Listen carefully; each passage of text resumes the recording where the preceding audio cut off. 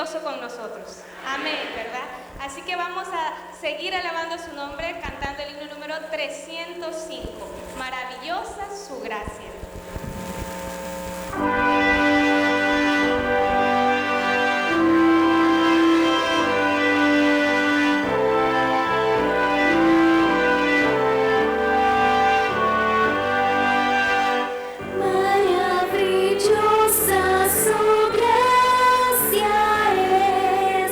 Gracia que excede nuestro pecado.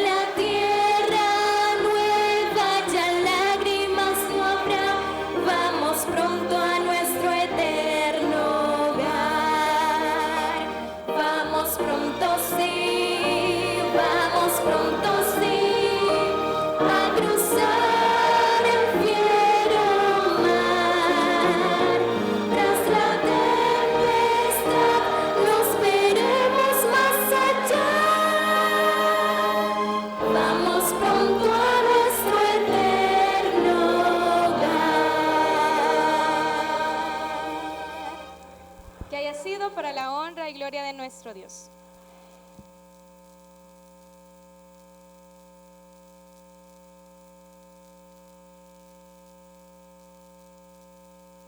Damos gracias a Dios por estas alabanzas, así todos hemos exaltado el nombre de nuestro Dios. Y para seguir llevando alabanza a nuestro Dios nuevamente, invitamos la presencia de nuestro hermano Ángel García Molina, quien con su talento eleva una alabanza a nuestro Dios. Hermano Ángel, nuevamente su tiempo.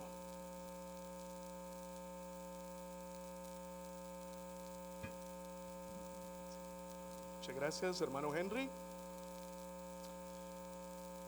Hace aproximadamente 174 años, ¿verdad?, de que un grupo de hermanos fueron chasqueados, ¿verdad?, esperando la venida de nuestro Señor Jesús. Pero nosotros sabemos fielmente que Jesús vendrá por segunda vez. Y hace años escuchamos que Jesús volverá. Para la honra y gloria de Él, el himno oficial de nuestra iglesia, el Calvario, himno número 186, hace años escuché que Jesús volverá.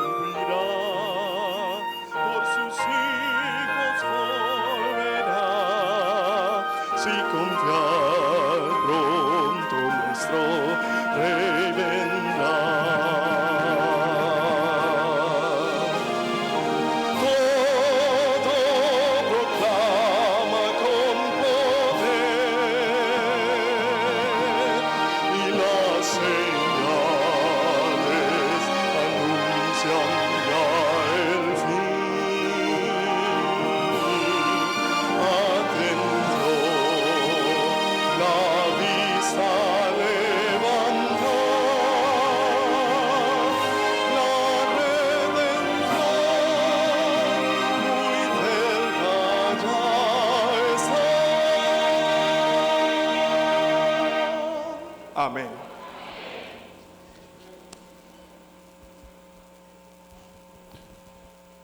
Gloria es el nombre de nuestro Dios. ¿Cómo está el pueblo del Señor? ¿Estamos felices? ¿Y por qué estamos felices? Porque conservamos la esperanza del pronto regreso de nuestro Salvador. Amén. Esa es nuestra esperanza y la razón por la cual todavía estamos aquí. Y Dios todavía tiene el favor de este mundo porque Él tiene un pueblo aquí en la tierra, pero muy pronto viene por Él. Queremos decirles y queremos saludar en esta tarde a los que nos están viendo ahí en el sector 1. Dios les bendiga. A disfrutar dentro de unos minutos tan solamente la disertación de la palabra de Dios. Los que nos están viendo también allá en el sector 2 del hall del colegio, una feliz tarde. Gracias por estar aquí. También muchas gracias y bendiciones deseamos desde la Iglesia El Calvario para quienes nos siguen a través de las redes sociales. Verdades Eternas. José Vigil, quien es el hombre de las cámaras que está aquí con nosotros, ha venido desde Houston, Texas, para estar con nosotros en apoyo también a RSA y la transmisión vía video. Habrá video al final también de la campaña totalmente editado en el canal de nuestro hermano José Vigil en el YouTube. También estamos saludando a todos los oyentes de RSA 106.9 FM y también gracias a todos los oyentes de Radio Fe Internacional también a través de la internet. En la vida he tenido muchos privilegios dentro de mi ministerio, pero es grande el privilegio que tengo la tarde de hoy de presentar una vez más a este siervo de Dios, el pastor Esteban Bor. Pastor, su tiempo, su tema será ¿quién es como Dios? Bienvenido. Gracias.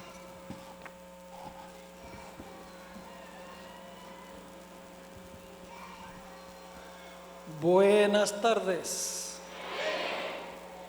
¿O será buenas noches ya? Para mí son buenas tardes porque según mi horario son las 4:30 de la tarde. Qué bueno ver un grupo tan numeroso aquí, un lleno total. Sé que en el patio tenemos también un lleno total y en el otro patio también hay muchas personas. Gracias por la buena respuesta que han dado a esta actividad durante estos 3 días.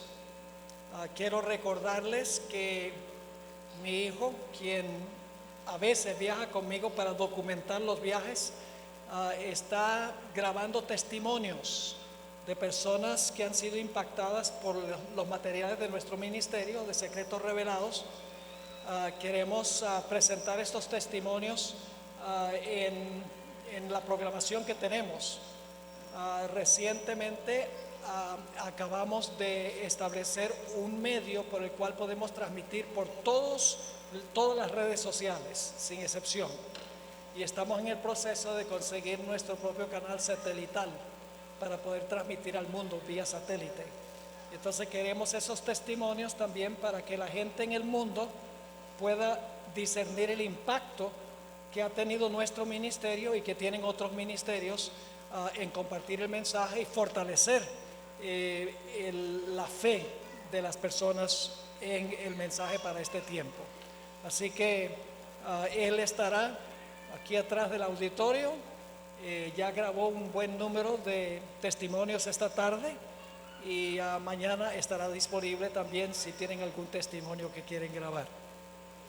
Ahora queremos pedir que Dios nos acompañe en nuestro estudio, así que les pido que con reverencia inclinemos nuestros rostros para orar.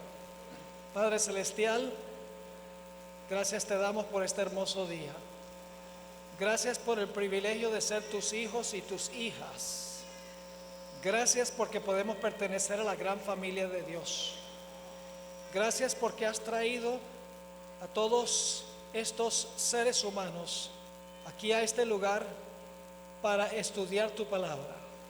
Pedimos, Señor, que tu palabra no regrese a ti vacía, que podamos comprenderla, que podamos recibirla y también proclamarla. Gracias te damos porque has prometido estar con nosotros y en este momento reclamamos esa promesa porque lo pedimos en el nombre de Jesús. Amén. Algunos adventistas le tienen miedo al tiempo de angustia venidero. En algunos lugares donde yo he viajado, He escuchado a algunos adventistas decir, ese tiempo va a ser terrible. Ojalá que el Señor me envíe al descanso antes de eso. En otros lugares, algunos han dicho, el pastor Bora es alarmista, porque lo que hace es asustar a la gente en cuanto al tiempo de angustia venidero. Pero les tengo buenas noticias esta noche. Y es que no tenemos que temer el tiempo de angustia que pronto vendrá sobre este mundo. Porque la Biblia nos dice que tenemos un gran defensor. Y el nombre de ese defensor es el arcángel Miguel. De ese personaje vamos a hablar en nuestro tema de esta noche. Ahora, el nombre Miguel aparece solamente 5 veces en las Sagradas Escrituras. Aparece 3 veces en el Antiguo Testamento y aparece solamente 2 veces en el Nuevo Testamento. Sin embargo, a pesar de que el nombre específico solo aparece 5 veces en la Sagrada Escritura, hay muchos otros pasajes a donde aparece Miguel, pero no se menciona por nombre. Así que en nuestro estudio no solamente vamos a estudiar los 5 pasajes que mencionan por nombre al arcángel Miguel, sino que vamos a estudiar también los pasajes a donde se habla de Miguel, pero no se menciona específicamente su nombre. Ahora necesitamos entender la etimología del nombre Miguel, es decir, ¿qué significa el nombre Miguel? En realidad, este nombre viene del idioma hebreo y se compone de 3 palabras: Mi, Ka, El. 3 palabras hebreas: Micael, que nosotros lo traducimos Miguel. ¿Qué significa Micael? Mi significa quién, Ka, cómo, y El, Dios. El nombre significa quién es como Dios. Y vamos a encontrar en nuestro estudio, al final del estudio, que podemos añadir algo, aunque no está en el nombre. Podemos decir quién es como Dios y quién podrá lidiar con Él. Ahora, el nombre Miguel, como les mencioné, aparece 5 veces en la Escritura. 4 de esas 5 veces ya se cumplieron. Es decir, 4 de las 5 veces el nombre Miguel describe conflictos que se originaron en el pasado. Solo una referencia a Miguel se aplica a algo que no ha ocurrido todavía. Una referencia que tiene que ver con el futuro. Ahora, cuando estudiamos el nombre Miguel, vamos a notar que hay 3 comunes denominadores. 1, siempre que aparece el nombre Miguel, está en conflicto, en una batalla con Satanás. Siempre, en las 5 referencias. En segundo lugar, en esta batalla entre Miguel y Satanás, Miguel siempre gana. Y finalmente, en tercer lugar, cuando gana Miguel, gana el pueblo de Miguel con él. Así que tenemos 3 comunes denominadores en las 5 referencias a Miguel y también en las otras referencias a donde no se menciona específicamente su nombre. En primer lugar, una batalla entre Miguel y Satanás. En segundo lugar, en esta lucha Miguel siempre gana. Y en tercer lugar, cuando gana Miguel, ganan todos sus seguidores juntamente con él. Así que examinemos ahora las primeras 4 referencias al nombre específico Miguel. La primera referencia la encontramos en el libro de Daniel, el capítulo 10 y el versículo 13. Daniel 10 y el versículo 13. Y necesito darles un poquito de contexto histórico para que podamos entender esta referencia. Desde el año 605 al año 539 antes de Cristo, ustedes saben que antes de Cristo los números van bajando, ¿no? 605, 604, 603. Del 605 al 539, el pueblo de Israel estuvo cautivo en Babilonia. En realidad su cautiverio duró hasta el año 536. El profeta Jeremías había dicho que el pueblo iba a permanecer cautivo en Babilonia por un periodo de 70 años. En el año 539 cayó Babilonia. Ese relato se encuentra en Daniel 5, donde Belsasar estaba celebrando su famoso banquete la noche que cayó Babilonia. En el año 539 cayó Babilonia, y en el año 536 terminaron los 70 años de cautiverio del pueblo de Israel en Babilonia. Y fue precisamente en el año 536 que un rey persa con el nombre de Ciro el Grande dio un decreto para que el pueblo de Dios saliera de su cautiverio y regresara a Jerusalén para reconstruir el templo que había sido destruido por Nabucodonosor. Pero cuando regresó el pueblo, que fueron unos 50,000 judíos que regresaron de Babilonia a Jerusalén para reconstruir el templo, desde el momento que llegaron, empezaron a sufrir terrible oposición por parte de la gente que se encontraba a donde antes estaba el templo. Particularmente los samaritanos, que se habían poseído de las tierras en ese tiempo, se opusieron a capa y espada contra la idea de reconstruir el templo.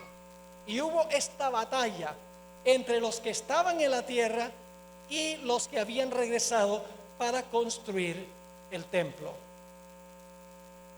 Daniel, el capítulo 10, lleva la fecha 535. Un año después que el pueblo regresó para reconstruir el templo, en medio de grande oposición. Y uno se pregunta, ¿por qué hubo tanta oposición? Daniel 10 y el versículo 13 lo explica. La primera referencia a Miguel. Dice aquí, y aquí está hablando Gabriel. ¿Han oído hablar de Gabriel? Gabriel es el ángel que tomó el lugar de Lucifer, quien cayó del cielo. Es el ángel predilecto que menciona el libro de Daniel. Y también es el ángel especial que se menciona en el libro de Apocalipsis. Ahora, en el año 535 dice allí Gabriel, en Daniel 10:13, mas el príncipe del reino de Persia se me opuso durante 21 días. Recuerden que esto es el año 535, el pueblo ha regresado para reconstruir el templo. Hay grande oposición por parte de los que están en la tierra, no quieren dejar reconstruir el templo. Y ahora se corre el telón para ver que detrás del evento histórico hay una batalla en el mundo invisible. Gabriel está luchando con el príncipe de Persia. Ahora, ¿quién es el príncipe de Persia? El príncipe de Persia no es más ni menos que Satanás. Hay una batalla, en otras palabras, entre Cristo y Satanás, atrás de la historia, a donde no se ve. Es decir, el conflicto que había entre los judíos que regresaron y los samaritanos que querían impedir la construcción del templo era solamente una manifestación visible de un conflicto que se estaba realizando en el mundo invisible. Según dice el texto, Gabriel no pudo solo vencer al príncipe de Persia. ¿Cuán poderoso sería el príncipe de Persia que es Satanás? Así que sigue diciendo, mas el príncipe del reino de Persia se me opuso a Gabriel durante 21 días. Pero he aquí Miguel, uno de los principales príncipes, vino para ayudarme. Fíjense que ahora viene Miguel para ayudar a Gabriel. Y luego dice, y quedé allí con los reyes de Persia. Ahora, cuando miramos la historia, vemos muy interesante que los judíos finalmente pudieron poner los fundamentos del templo y terminar la construcción del templo en 21 años específicamente. Si aplicamos el principio día por año, serían 21 días, serían 21 años. Es decir, del 536 al 515 cuando se terminó el templo. ¿Quién ganó en esta batalla? Ganó Miguel, quien ayudó a quién? Quien ayudó a Gabriel para vencer al príncipe de Persia. ¿Y quiénes ganaron con Miguel y con Gabriel? El pueblo ganó, porque regresaron y reconstruyeron su templo. Esa es la primera referencia a Miguel en la Sagrada Escritura. La segunda referencia se encuentra también en Daniel 10. Daniel 10 y el versículo 21. Daniel 10, 21. En ese mismo capítulo está la segunda referencia a Miguel. Dice, él me dijo, ¿sabes por qué he venido a ti? Aquí está hablando nuevamente Gabriel. ¿Sabes por qué he venido a ti? Pues ahora tengo que volver para pelear contra el príncipe de Persia. Es decir, no ha terminado la batalla todavía, porque reyes de Persia tenían que seguir dando decretos, no solamente para reconstruir el templo, sino para reconstruir la ciudad, para reconstruir los muros. Es decir, la batalla iba a continuar. Y así que sigue diciendo, pues ahora tengo que volver para pelear contra el príncipe de Persia, y al terminar con él, el príncipe de Grecia vendrá. Es decir, la batalla nunca termina. Y el versículo 21 dice, pero yo te declararé lo que está escrito en el libro de la verdad, y ninguno me ayuda contra ellos, sino ¿quién? Miguel, vuestro príncipe. ¿Y sabe lo que es interesante? A pesar de la oposición, Ciro dio el decreto para que el pueblo regresara a construir el templo. Darío I renovó ese decreto, y Artajerjes dio un decreto para restaurar su religión y edificar la ciudad. Y el rey Artajerjes también dio un decreto para reconstruir los muros de Jerusalén. Es decir, los reyes de Persia, que sería Ciro, Darío y Artajerjes, dieron decretos para que el pueblo pudiera restaurar su ciudad y su religión. Eso demuestra que en esta batalla entre Miguel unido con Gabriel y Satanás, últimamente Miguel y Gabriel juntos ganaron la victoria sobre Satanás, y el pueblo de Dios pudo restablecerse. La tercera referencia a Miguel se encuentra en el libro de Judas, en el Nuevo Testamento, Judas 9. Ahora, este es un texto muy interesante. Para entenderlo, necesito darles un poquito de contexto, un poquito de referencia. Judas, el versículo 9, menciona una batalla que se realiza después de la muerte de Moisés. Ahora, hay algo muy extraño cuando leemos en cuanto a la muerte de Moisés. En primer lugar, en Deuteronomio 34, 5 y 6, dice que nadie sabía a dónde estaba el sepulcro de Moisés. Eso es extraño, porque en realidad los judíos marcaban las tumbas de sus héroes. Por ejemplo, se sabe que Abraham y toda su familia fueron enterrados en la cueva de Macpela. Todos sabían dónde era eso. David fue sepultado en Jerusalén. Todavía se puede visitar hoy en día el sepulcro de David. Y hace unos años se descubrió una inscripción en una bóveda que decía: aquí yace Daniel el profeta. Ahora no apareció el cuerpo, pero estaba la inscripción antigua que decía que ahí fue enterrado Daniel el profeta. Es decir, los judíos marcaban las tumbas de sus héroes. Pero en el caso de Moisés, dice en Deuteronomio 34, 5 y 6, que nadie sabía dónde estaba su sepulcro. El segundo dato extraño en cuanto a Moisés, la muerte de Moisés, es que es la única persona en toda la Biblia a donde se dice que Dios lo enterró. Dice en el versículo 6 que Dios sepultó a Moisés. Y luego, muchos siglos después, como 1400 años más tarde, Moisés se le aparece a Jesús en el monte de la transfiguración. ¿Qué significa eso? Significa que Moisés tiene que haber resucitado. Porque ¿cómo se va a aparecer 1400 años más tarde en el monte de la transfiguración si todavía está muerto? Es decir, cuando Moisés murió, Dios lo sepultó, nadie estaba allí, nadie sabía dónde estaba su sepulcro. Y cuando Moisés fue enterrado, hubo una batalla en el sepulcro. Vamos a leerlo en Judas 9. La batalla es entre Cristo y Satanás. Dice, pero cuando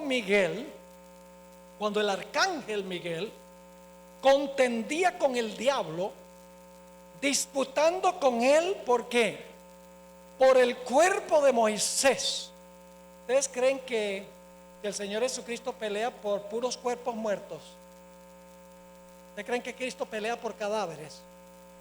No. ¿A qué había venido Miguel? Había venido a resucitar a Moisés.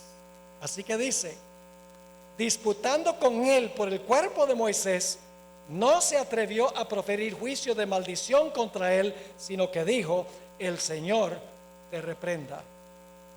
El espíritu de profecía nos da una explicación más amplia de lo que sucedió cuando Moisés murió. El arcángel Miguel descendió del cielo. Y ustedes van a ver más adelante que es exactamente lo que hace el arcángel Miguel. El arcángel Miguel desciende del cielo y allí en el sepulcro de Moisés está Satanás. La intención del arcángel Miguel es resucitar a Moisés, pero Satanás se opone a la posibilidad de que Miguel, el arcángel Miguel, resucite a Moisés. Y el espíritu de profecía describe el conflicto, y lo voy a parafrasear para que lo puedan entender. Viene el arcángel Miguel para resucitar a Moisés, y Satanás le dice, ¿qué vas a hacer? Vengo aquí a resucitar a mi siervo Moisés. Ah, pero Moisés pecó, y la paga del pecado es muerte. Moisés es mío. Y Miguel dice, yo no te niego que Moisés pecó, pero Moisés se arrepintió de su pecado, lo confesó, y por la sangre que yo voy a derramar, porque Miguel es otro nombre que se le da a Jesús, por mi muerte en la cruz que va a ocurrir, los pecados de Moisés fueron perdonados.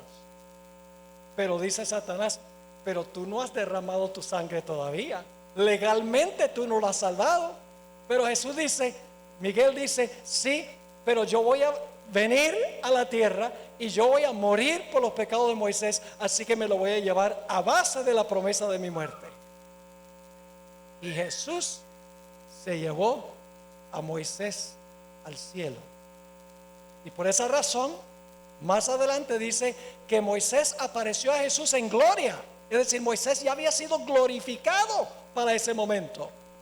Ahora yo pregunto, ¿quién ganó en esa batalla? Ganó Miguel. ¿Quién ganó con él? Moisés. Moisés ganó con él. Ahora, la cuarta referencia a Miguel se encuentra en Apocalipsis, el capítulo 12 y los versículos 7 al 10. Apocalipsis, el capítulo 12 y el versículo 7 hasta el versículo 10. Ahora, este pasaje generalmente se ha aplicado a la caída original de Satanás del cielo, cuando fue lanzado fuera del cielo. Pero en su contexto, esto está hablando del lanzamiento de Satanás como representante de este mundo del cielo, cuando Cristo murió en la cruz del Calvario. Voy a explicarle dentro de unos momentos un poquito más sobre eso. Dice allí en Apocalipsis 12 y el versículo 7: Después hubo una gran batalla en el cielo. Miguel y sus ángeles luchaban contra el dragón, y luchaban el dragón y sus ángeles, pero no prevalecieron. Es decir, Satanás y sus ángeles, el dragón y sus ángeles no prevalecieron, ni se halló ya lugar para ellos en el cielo. Y fue lanzado fuera el gran dragón, la serpiente antigua, que se llama Diablo y Satanás, el cual engaña al mundo entero. Fue arrojado a la tierra, y sus ángeles fueron arrojados con él. Ahora ustedes dirán: pastor, ¿por qué cree usted que este pasaje, este lanzamiento, se refiere no primordialmente al lanzamiento original de Satanás del cielo, cuando pecó y se llevó una tercera parte de los ángeles? ¿Por qué cree que esto se refiere al lanzamiento de Satanás del cielo en la cruz? Les explico. Cuando Dios creó este mundo, Él colocó a un individuo para representar a este mundo. ¿Quién fue ese? Adán. Adán fue el padre y representante de la raza humana, no cabe duda. Pero luego Satanás, a través de Eva, logró que Adán pecara, y ahora Adán pierde su trono como representante de esta tierra. ¿Y quién le quitó el puesto? El puesto se lo quitó Satanás. Por eso Jesús dijo, en cuanto a Satanás, lo llamó el príncipe de este mundo. Una mejor traducción sería el gobernante de este mundo, antes de la muerte de Cristo en la cruz. Jesús se refirió a él como el gobernante de este mundo. Es decir, Satanás le robó la posición que tenía Adán. Y Jesús vino para quitarle a Satanás lo que Satanás le había quitado a Adán. Ahora quiero que vayamos a Juan el capítulo 12. Juan el capítulo 12 y el versículo 31 al 33. Yo pregunto, ¿quién iba representando al planeta Tierra en reuniones celestiales antes que Cristo muriera en la cruz? Satanás. Dios permitía que Satanás fuera a las reuniones del concilio celestial representando este planeta. Y ustedes dicen, ¿dónde dice la Biblia eso? Anoche hablamos del libro de Job. Se celebra esta reunión en el cielo, vienen los representantes de los mundos, y Dios le dice a Satanás: ¿de dónde vienes? De rodear la tierra y de andar por ella. Cuando Dios hacía reuniones en el cielo, iba Satanás representando el mundo. ¿Quién debe haber ido? Adán debería haber ido, pero como él se dejó vencer por Satanás, perdió su posición, perdió su trono. Ahora fíjense lo que dice Juan 12, 31 al 33. Está hablando Jesús, está por morir Jesús. Dice Jesús: ahora es el juicio de este mundo. Ahora el príncipe de este mundo será ¿qué? Será echado fuera. ¿Y a qué momento se refería Jesús cuando dijo el príncipe de este mundo será echado fuera? Seguimos leyendo el versículo 30, el 32. Y yo, si fuere levantado de la tierra, a todos atraeré a mí mismo. Y decía esto dando a entender de qué muerte iba a morir. Cuando Jesús murió en la cruz, le arrebató el trono a Satanás, que Satanás le había quitado a Adán. Dice Jesús: el gobernante de este mundo ahora será ¿qué? Echado fuera. Si yo pregunto, ¿Satanás fue echado fuera del cielo como representante de este mundo por la muerte de Cristo en la cruz? Absolutamente. Ahora usted dice: pero pastor, ¿cómo sabe que este pasaje está refiriéndose a ese lanzamiento en la cruz de Satanás del cielo como representante de este mundo? Ya no puede ir allá representando este mundo. Cristo representa este mundo ahora. Note lo que dice Apocalipsis 12 nuevamente, y empezando en el versículo 10. Dice lo siguiente: entonces oí una gran voz en el cielo que decía: ahora ha venido la salvación, el poder y el reino de Dios y la autoridad de su Cristo, porque ha sido lanzado fuera el acusador de nuestros hermanos, el que los acusaba delante de nuestro Dios día y noche. Ahora yo pregunto, cuando Satanás fue lanzado fuera del cielo originalmente, ¿había hermanos que acusar? ¿Había hermanos que acusar? No, porque este planeta todavía no había sido creado. Pero aquí dice que es lanzado después que por un tiempo ha estado ¿qué? Acusando a los hermanos. Así que tiene que ser después que comenzó a acusar a los hermanos. El segundo punto que tenemos aquí dice: y ellos, que son los hermanos, le han vencido por medio de la sangre del Cordero y de la palabra del testimonio de ellos, y menospreciaron sus vidas hasta la muerte. ¿Había mártires cuando Satanás fue lanzado originalmente del cielo? ¿Cristo había muerto y derramado su sangre cuando fue lanzado Satanás del cielo? No. Claramente este pasaje está hablando del lanzamiento de Satanás del cielo como representante de este mundo.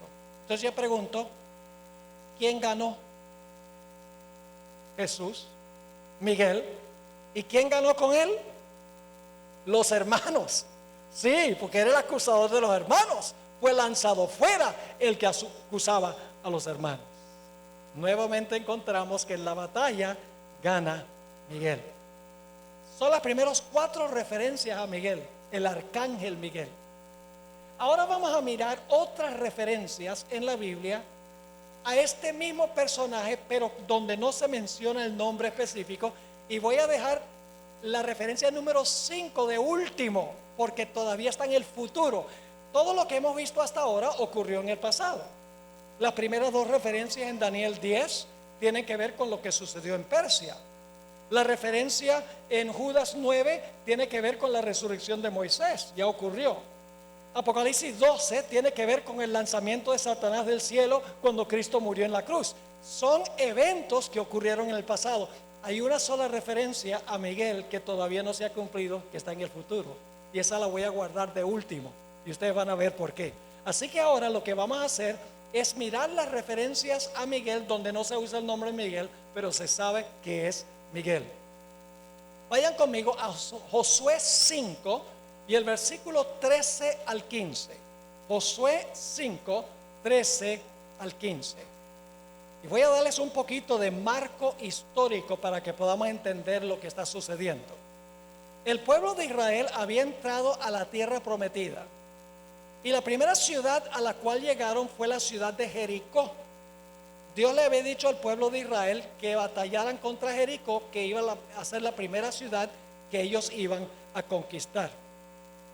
Ahora, cuando estaba Israel preparándose para atacar la ciudad, nos dice que Josué estaba en las afueras de la ciudad y de repente se le aparece un personaje majestuoso, vestido de guerrero. Vamos a leer en cuanto a ese guerrero. Se encuentra en Josué el capítulo 5 y el versículo 13 en adelante. Y estando Josué cerca de Jericó, alzó sus ojos y vio un varón que estaba delante de él, el cual tenía una espada desenvainada en su mano. Y Josué, yendo hacia él, le dijo: ¿eres de los nuestros o de nuestros enemigos? Él respondió: no, mas como príncipe del ejército de Jehová he venido ahora. Este es el general invisible de las tropas de Israel. Sigue diciendo: entonces Josué, postrándose sobre su rostro en la tierra, le adoró. Yo pregunto, ¿este varón era una criatura? ¿Era una criatura el varón? No, porque dice, postrándose sobre su rostro en tierra le adoró. Y entonces Josué dice: ¿qué dice mi señor a su siervo? Y el príncipe del ejército de Jehová respondió a Josué: quita el calzado de tus pies, porque el lugar donde estás es santo. Y Josué así lo hizo. ¿Quién era este personaje? Cristo Jesús. Este varón era Cristo Jesús, el mismo Miguel. Ahora yo pregunto, ¿quién ganó en la batalla de Jericó? El pueblo ganó, pero ¿quién fue el artífice de la victoria del pueblo? Este príncipe que se menciona aquí, que había venido a ayudar a Israel para vencer la ciudad de Jericó. Ahora, la próxima referencia a este personaje lo encontramos en Éxodo 3 y el versículo 2 al 6. Éxodo 3, 2 al 6.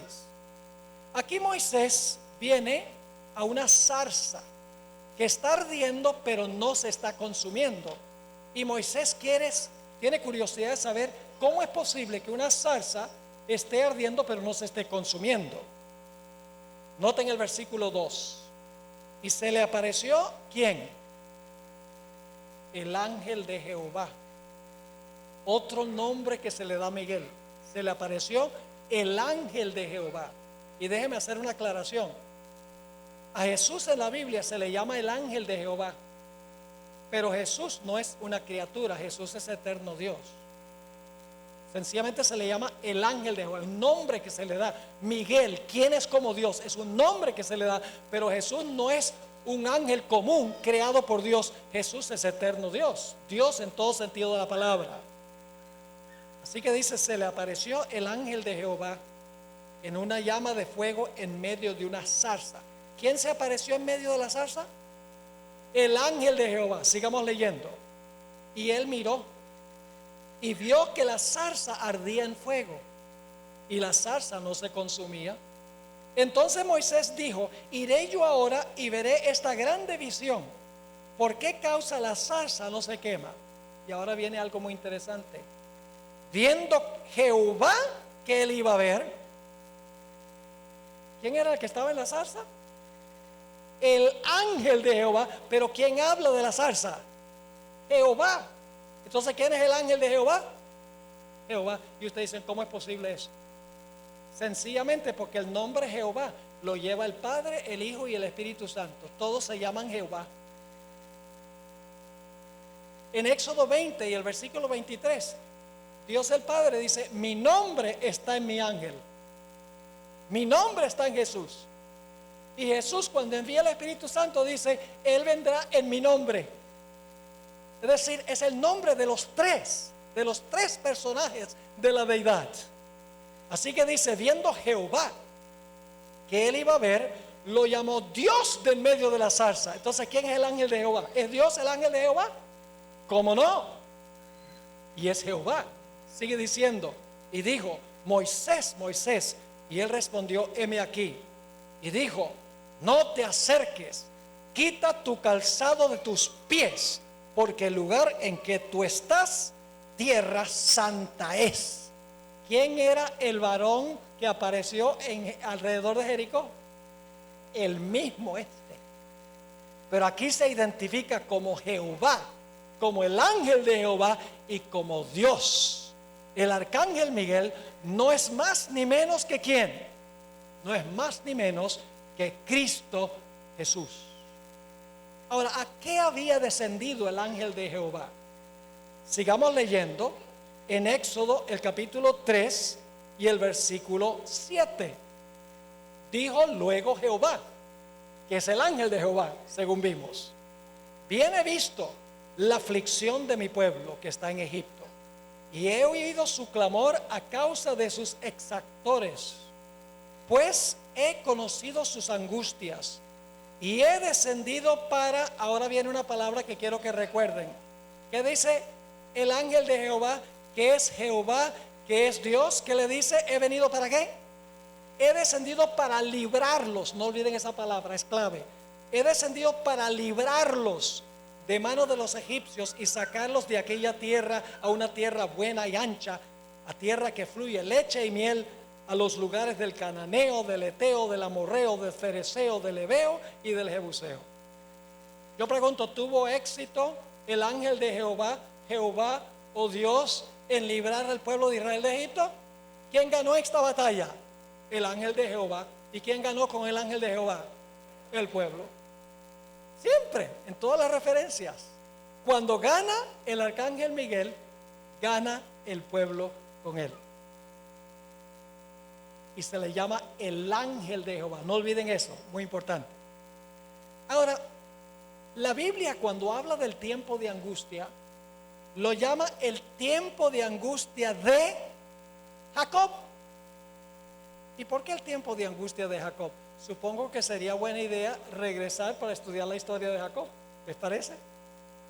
Ustedes saben que Jacob le mintió a su padre, le robó la primogenitura a su hermano y por eso tuvo que huir de su casa.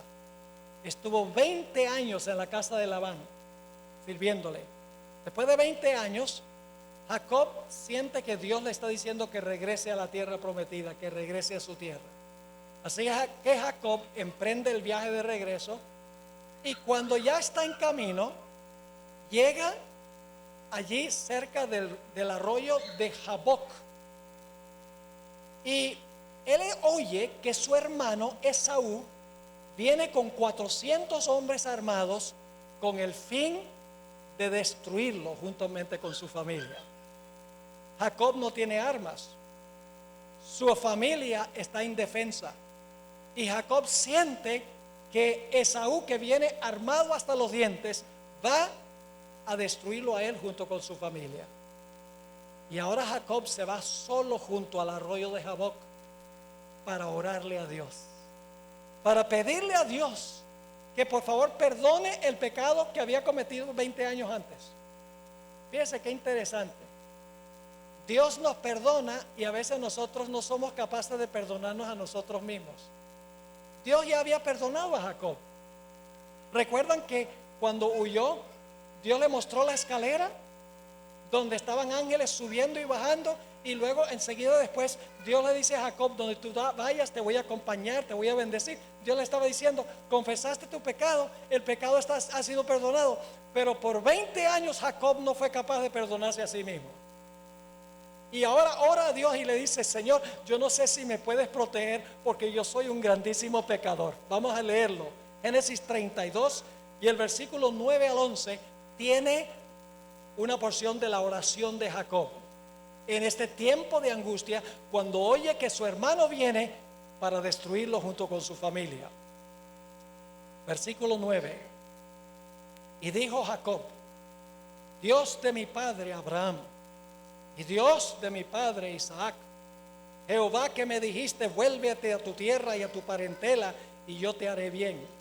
Menor soy yo que todas las misericordias y que toda la verdad que has usado para con tu siervo. Pues con mi cayado pasé este Jordán y ahora estoy sobre 2 campamentos. Y ahora, ¿cuál es la palabra clave? Líbrame. Recuerda esa palabra, muy importante. Líbrame ahora de la mano de mi hermano, de la mano de Esaú, porque le temo no venga acaso y me hiera la madre con los hijos. Jacob le está diciendo a Dios: por favor, dame la seguridad del perdón y la seguridad de que me vas a proteger de la ira de mi hermano y que vas a salvarme y a mi familia también. Mientras Jacob está orando, de repente un individuo viene y empieza a luchar con él. Al principio Jacob cree que este es un personaje común y corriente, pero ya cuando está por amanecer, el personaje toca el muslo y se descoyunta su muslo con tan solo tocarlo. Y él se da cuenta que está luchando con el ángel de Jehová. Y Jacob le dice al ángel de Jehová, vamos a ver qué es el ángel en un momento. Le dice a Jacob: no te voy a soltar hasta que tú me bendigas. Y el ángel le dice: suéltame que amanece. Y Jacob se agarra y dice: no te soltaré hasta que me dé la certeza de tu bendición. Y dice la historia ahí en Génesis 32 que el personaje lo bendijo en ese lugar y le cambió su nombre, que significa que su carácter había cambiado. Le dijo: ¿cómo te llamas? Él dice: bueno, me llamo Jacob, que significa suplantador. ¿Cómo les gustaría tener un nombre así? Suplantador. Y ahora este personaje, que es un ángel, vamos a verlo en un momento, le dice: no será más llamado tu nombre Jacob, sino que tu nombre será llamado Israel, porque has luchado con Dios y con los hombres y has vencido, has prevalecido. Ustedes dicen: pero pastor, aquí dice que luchó con él un varón y que no dice que es un ángel.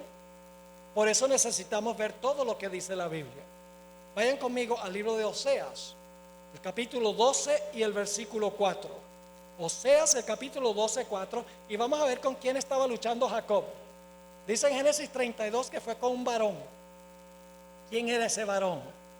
Dice en Oseas 12 y el versículo 4, hablando de esta experiencia: ¿venció a quién?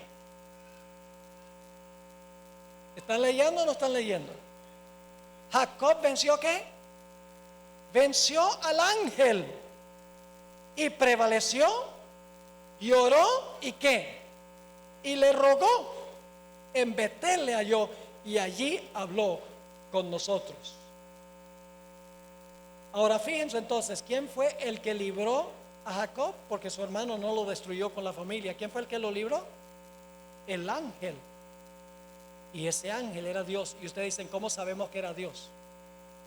Por el nombre que le puso Jacob a ese lugar.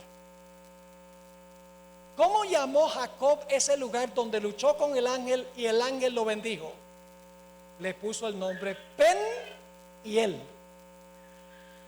Pen en el idioma hebreo significa rostro y significa de, es el posesivo de, y él, Dios. El nombre del lugar es rostro de Dios. ¿Por qué le puso ese nombre? Volvamos a Génesis 32 y el versículo 30. Génesis 32, 30. Vamos a ver que este ángel no era ni más ni menos que el ángel de Jehová. Era Miguel el arcángel, Cristo Jesús, antes de su encarnación.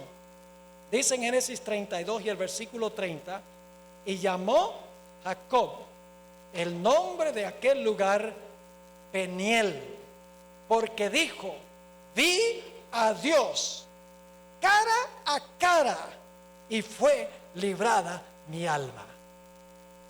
¿Quién fue el que luchó con él? Dios. Porque dice claramente: vi a Dios cara a cara y fue ¿qué? Librada mi alma. ¿Quién era ese personaje entonces con quien luchaba Jacob? Era Dios, el arcángel Miguel. Ahora necesitamos ir a otro pasaje. Daniel, el capítulo 3. Todavía estamos en los pasajes que no mencionan a Miguel por nombre, pero se sabe que es el mismo Miguel. Daniel, el capítulo 3, tiene una historia muy interesante. En este capítulo, el rey Nabucodonosor, rey de Babilonia, dio un decreto de que todos debían adorar a una imagen de oro que él había levantado. Cuando vino el momento en que sonaron los instrumentos, todos los presentes se arrodillaron, menos tres hebreos. Ellos dijeron: nosotros no vamos a adorar. Bueno, se les dio el mensaje a Nabucodonosor, y Nabucodonosor se llenó de ira de que había tres que habían cuestionado su autoridad, y por lo tanto mandó a llamar a los tres muchachos, Sadrach, Mesach y Abednego. Vamos a leer el versículo 15 de Daniel 3. Dice el rey a los tres jóvenes: ahora pues, ¿estáis dispuestos para que al oír el son de la bocina, de la flauta, del tamboril, del arpa, del salterio, de la zampoña y de todo instrumento de música, os postréis y adoréis la estatua que he hecho? Porque si no la adoraréis, en la misma hora seréis echados en medio de un horno de fuego ardiendo. ¿Y qué Dios será aquel que os libre de mi mano? ¿Cómo responden los muchachos? Versículo 16. Sadrach, Mesach y Abednego respondieron al rey Nabucodonosor diciendo: no es necesario que te respondamos sobre este asunto. He aquí nuestro Dios, a quien servimos, puede librarnos. del horno de fuego ardiendo, y de tu mano, oh rey, nos librará. No olviden esa palabra, nos librará. Y si no, sepas, oh rey, que no serviremos a tus dioses, ni tampoco adoraremos la estatua que has levantado. Punto final. Nuestro Dios, Nabucodonosor dice, ¿quién los puede librar? Nuestro Dios, a quien servimos, nos libra. Y si no, igual lo servimos. Se llenó de ira el rey y los echó al horno. Y cuando los echó al horno, de repente se da cuenta que no hay 3 sino 4 en el horno, y se pasean como en un jardín. Vamos a leer el versículo 25. Y él dijo: he aquí, yo veo 4 varones sueltos que se pasean en medio del fuego sin sufrir ningún daño, y el aspecto del cuarto es semejante a, algunas versiones dicen, al hijo de los dioses, pero hay versiones que más correctamente dicen que se parece al Hijo de Dios, y así lo confirma el Espíritu de Profecía. La hermana White dice que Daniel y sus compañeros le habían descrito a Nabucodonosor la apariencia de Jesús, del ángel de Jehová, de Dios.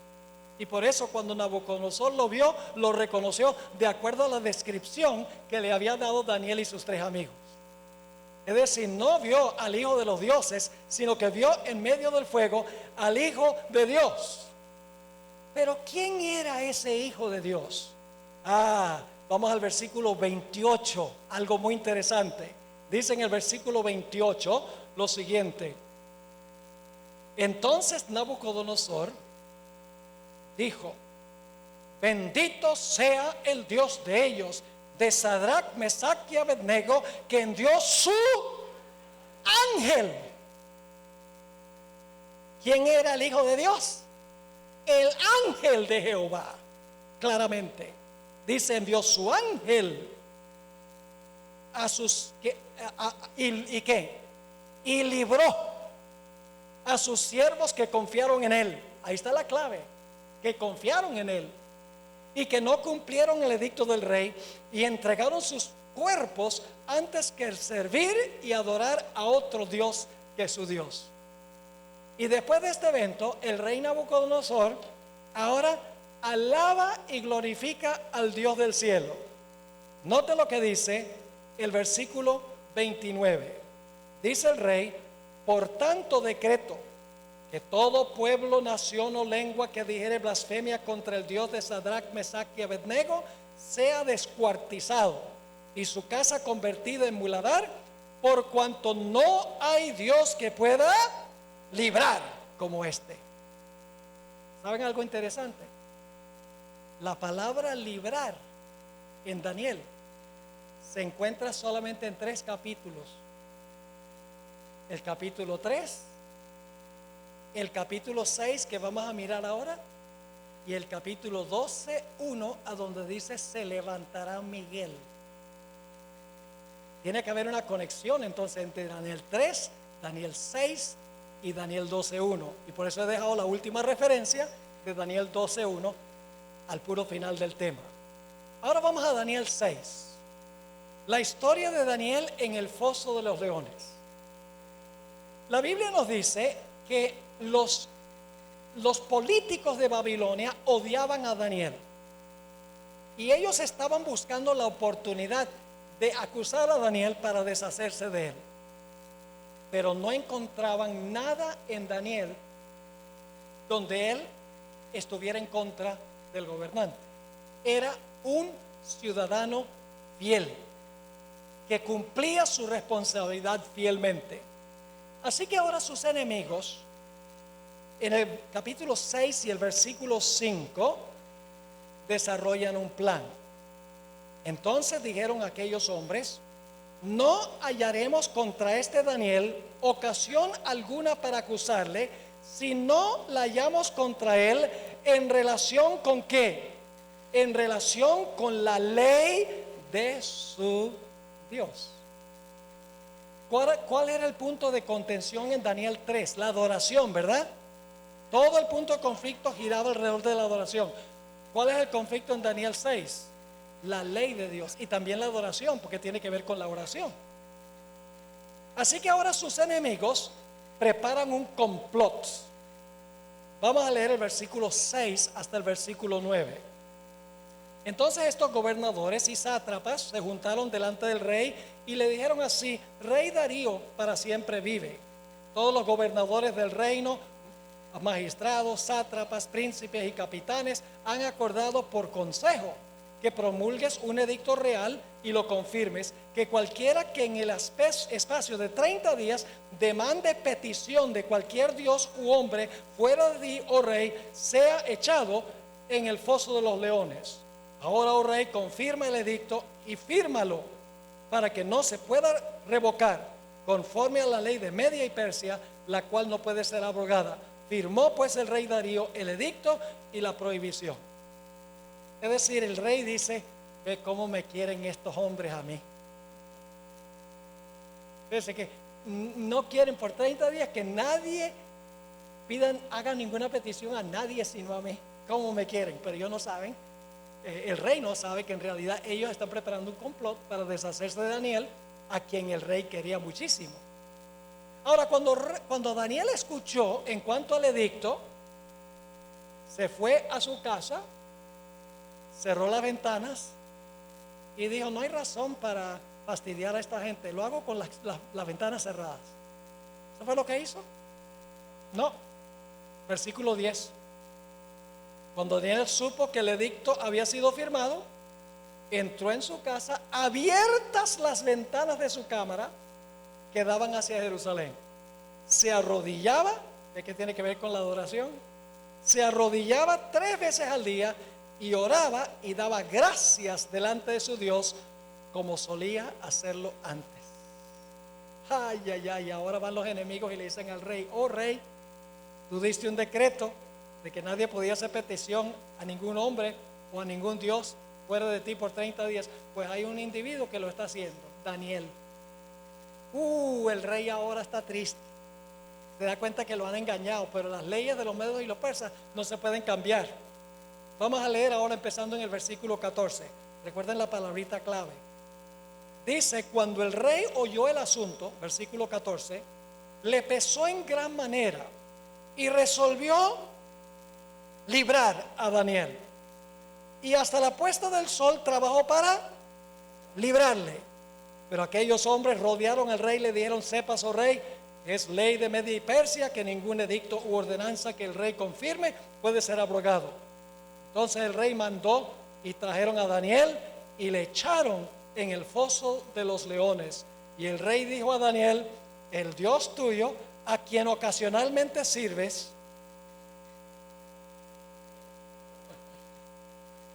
¿a quién qué? Solo en las buenas. ¿Solo en las buenas? En las buenas y en las malas. El Dios tuyo, a quien tú continuamente sirves, Él te libre. Está diciendo: yo no puedo, así que tu Dios te libre.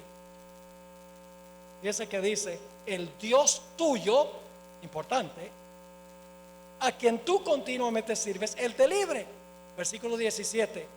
Y fue traída una piedra y puesta sobre la puerta del foso, la cual selló el rey con su anillo y con el anillo de sus príncipes, para que el acuerdo acerca de Daniel no se alterase. Luego el rey se fue a su palacio y se acostó ayuno. Ni instrumentos de música fueron traídos delante de él, y se le fue el sueño, le dio insomnio porque su amigo estaba en el foso.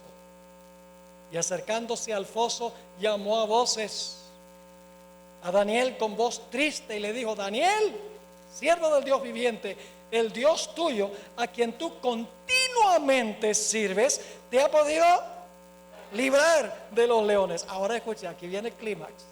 Dios lo libró, ¿verdad que sí? Dios. Pero dice aquí en el versículo 22: mi Dios envió su ángel. ¿Quién fue el Dios en el foso que lo libró? El creador de los leones. Y alguno podía pensar que los leones no tenían hambre, que no tenían hambre.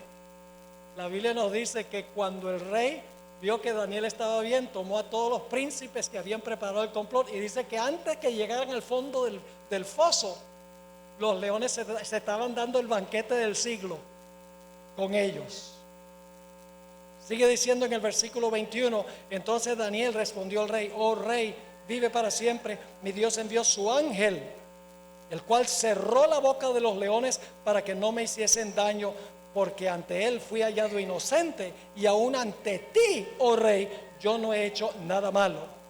Entonces se alegró el rey en gran manera a causa de él, y mandó sacar a Daniel del foso, y fue Daniel sacado del foso, y ninguna lesión se halló en él. Ahora viene la clave: porque había confiado en su Dios. ¿Cuándo es necesario aprender a confiar en Dios? ¿Ustedes creen que si ellos no hubieran aprendido a confiar en Dios, ahora de repente van a confiar en Dios? Ellos aprendieron a confiar en Dios en cada paso de su vida, Daniel y sus 3 amigos. Sigue diciendo ahora en el versículo 25, ahora el rey va a decir lo mismo que había dicho Nabucodonosor cuando los 3 jóvenes fueron librados. Entonces el rey Darío escribió a todos los pueblos, naciones y lenguas que habitan en toda la tierra: paz os sea multiplicada. De parte mía es puesta esta ordenanza, que en todo el dominio de mi reino todos teman y tiemblen ante la presencia del Dios de Daniel, porque él es el Dios viviente y permanece por todos los siglos. Su reino no será jamás destruido y su dominio perdurará hasta el fin. Él salva y libra, y hace señales y maravillas en el cielo y en la tierra. Él ha librado a Daniel del poder de los leones. ¿Cuál es el tema central de estos capítulos? La liberación. ¿Y quién es el que libra? El ángel. ¿Cómo se llama ese ángel? Miguel. ¿Quién es? Como Dios. Ahora tenemos que mirar la última referencia. El nombre Miguel, que se refiere al futuro. Antes de ir a Daniel 12:1, tenemos que ir a Apocalipsis 13, 3 y 4. Apocalipsis 13 y el versículo 3 y 4 es el cumplimiento final de esta historia.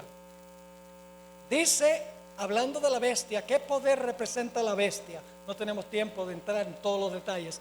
¿Qué poder histórico representa la bestia? Roma papal. Ojalá tendría que estar aquí 10 días para presentar una serie que se llama La Gran Cadena Profética. La pueden conseguir en YouTube, donde compruebo contundentemente que la bestia o el cuerno pequeño, como se le llama en Daniel, representa el poder papal. Dice en el versículo 3: vi una de sus cabezas de la bestia como herida de muerte. ¿Cuándo recibió el papado su herida mortal?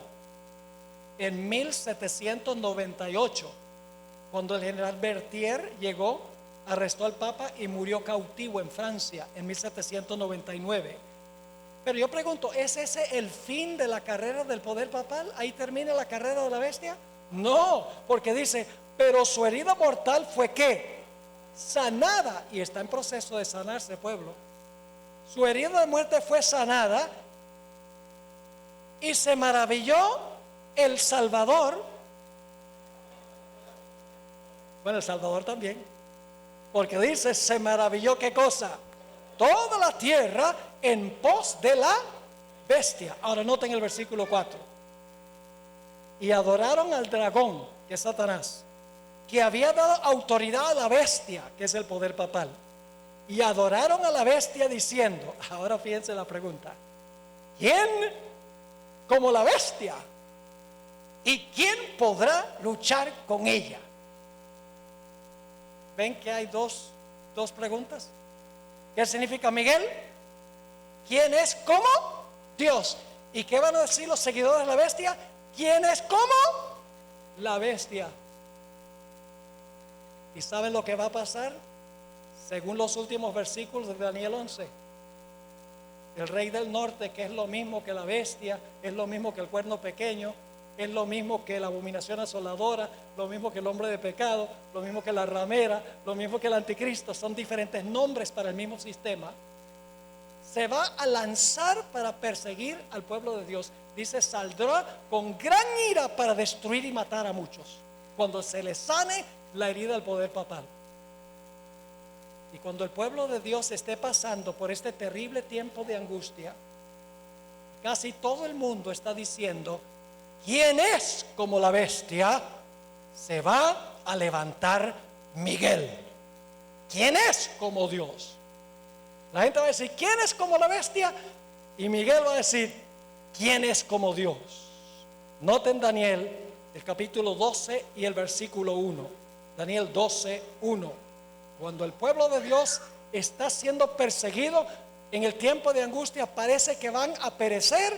Dice, en aquel tiempo se levantará Miguel, el gran príncipe que está de parte de los hijos de tu pueblo. ¿A qué se levanta? A defender a su pueblo.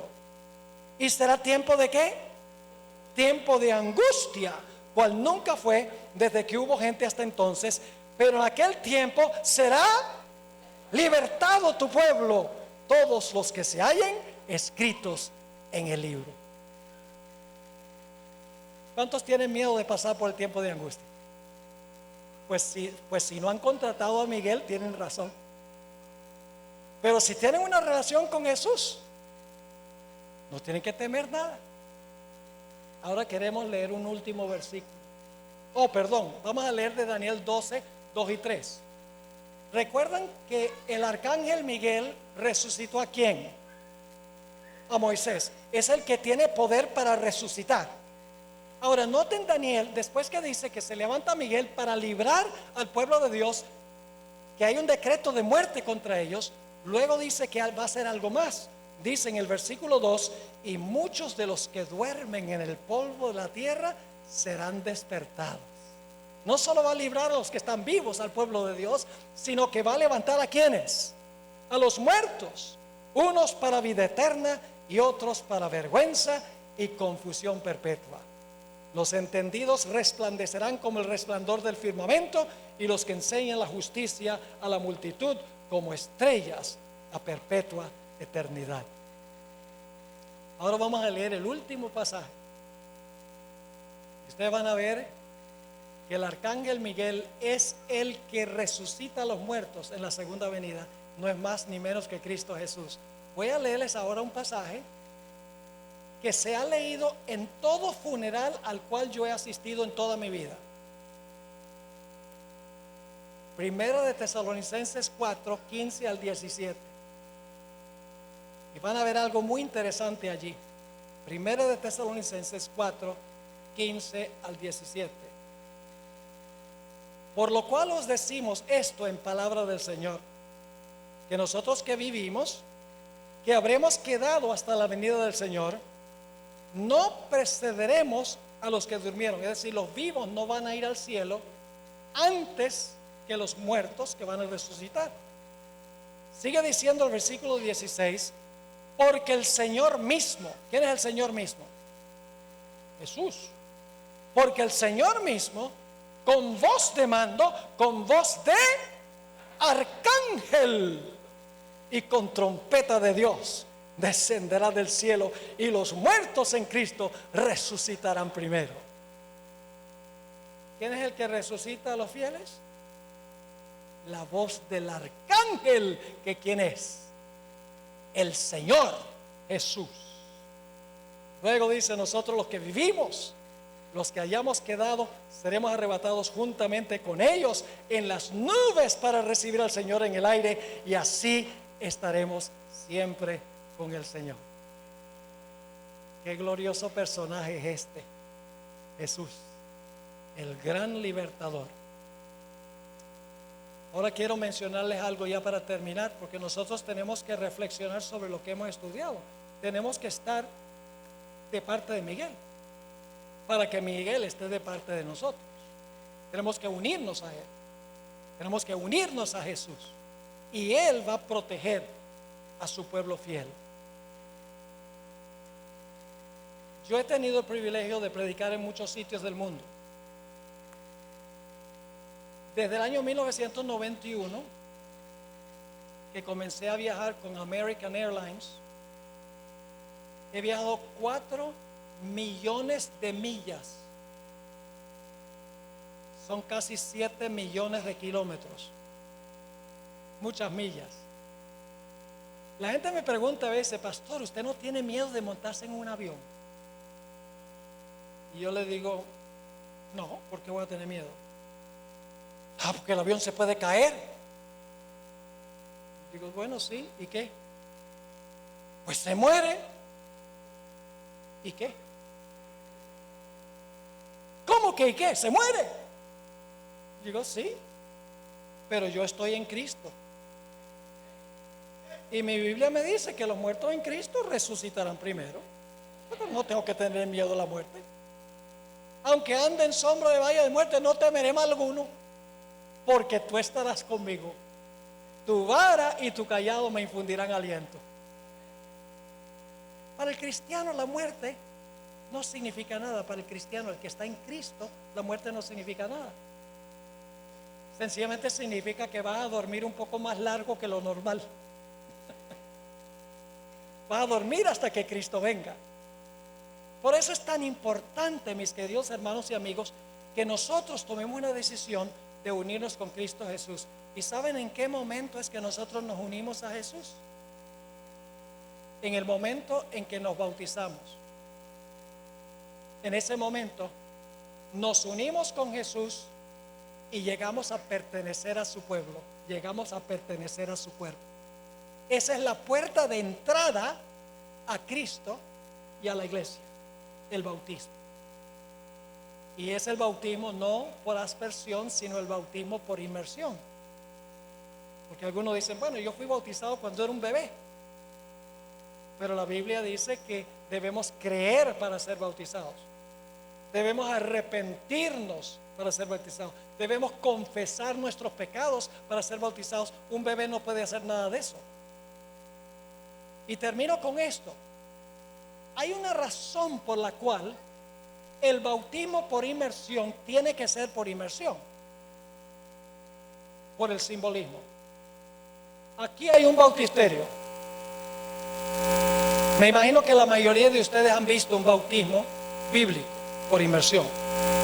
El pastor se para en el bautisterio, la pila bautismal, levanta la mano y dice: yo te bautizo en el nombre del Padre, del Hijo y del Espíritu Santo, amén.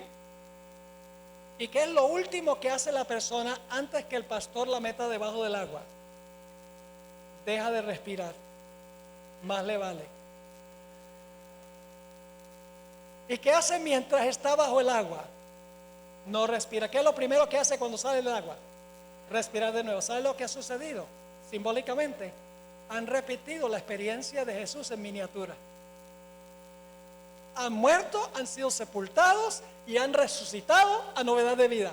Por eso en el bautismo, Cristo te incluye a ti, que pasaste por su experiencia en Él. Estás en Cristo Jesús. Por eso es importante el bautismo por inmersión. Un poquito de agua bendita en la cabeza o más agua por infusión destruye el hermoso simbolismo de ser incorporados en la experiencia de Jesús, quien murió, fue sepultado y resucitó. Cuando nos bautizamos, morimos al pecado, somos sepultados con Cristo y resucitamos a novedad de vida. Así que si no has sido bautizado, si no has sido bautizada por inmersión, te animo a que hables con uno de los pastores de la iglesia adventista en esta ciudad. Hay muchos de ellos. Y que estudies preparándote para ese glorioso momento de incorporarte a Jesús y de incorporarse a la iglesia que Cristo estableció, que predica la verdad en estos últimos días. Oremos. Padre celestial, gracias te damos porque nos das a Miguel, el defensor que no ha perdido ni una sola batalla. Sabemos que ganará la batalla final también. Nos entregamos a Jesús completa y totalmente. Y vamos a ser fieles, venga lo que venga, no importa lo que sea. Porque queremos servir por amor a Miguel. Te pido, Señor, que bendigas a aquellas personas en nuestro medio que no han sido bautizadas por inmersión. Oh Señor, influye sobre su mente para que esta noche tomen esa decisión firme de que van a sellar su pacto con Jesús. Van a ser miembros de la gran familia de Dios. Gracias, Padre, por habernos acompañado, por responder nuestra oración. Te lo imploramos en el precioso nombre de Cristo nuestro Salvador. Amén.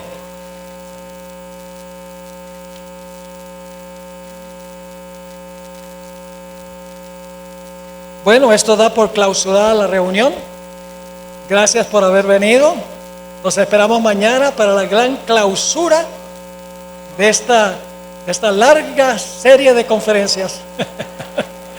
No se pierda mañana, va a ser un tema apasionante. Dios les bendiga.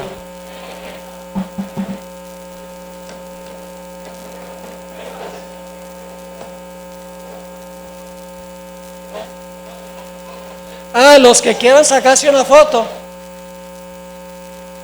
voy a dar la vuelta y voy a salir al patio acá, ¿ok? No se apretujen ni empujen, ni haya una estampida. ¿Qué dices? ¿Aquí? ¿Aquí mismo?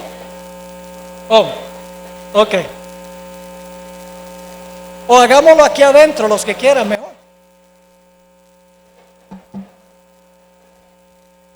Muchas gracias, Pastor Bor, por este tan interesante tema. La invitación es para el día de mañana, siempre llegar tempranito. Continuamos con la última tarde de esta cruzada, Cristo, la solución ante la crisis. Que tengan un feliz viaje en nombre de la Iglesia del Calvario. Muchas gracias por su presencia.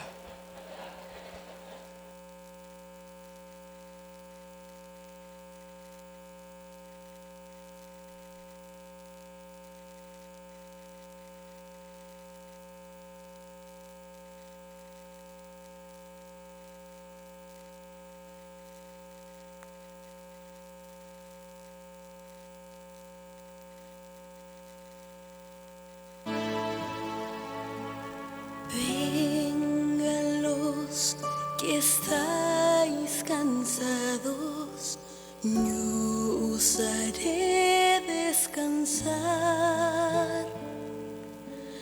Los que llevan grandes cargas, yo os haré descansar. Toma hoy mi yugo y aprende de mí. Soy humilde y manso, mas yo te haré descansar. No os angustiéis por nada, venid a mí. Los de corazón quebrado, miedos y pesar, vengan a mis fuertes brazos, yo te haré descansar, pues mi yugo es fácil, ligera mi carga. Dame tus angustias y yo te haré descansar.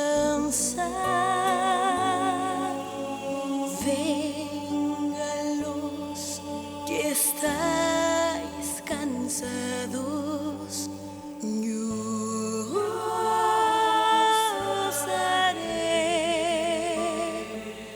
descansar.